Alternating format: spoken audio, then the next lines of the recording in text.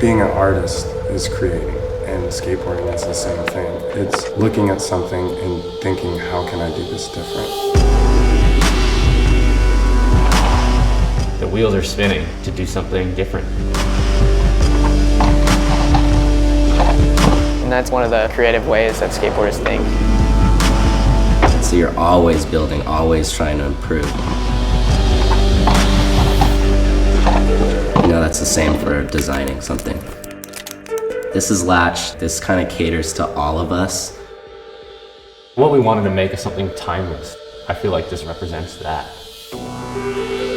This glass will be something I can wear forever. That's the one great thing about working with Oakley, is knowing their technology. Besides fashion, it's function. And seeing an idea come to life is one of the coolest things. It makes me excited for the future.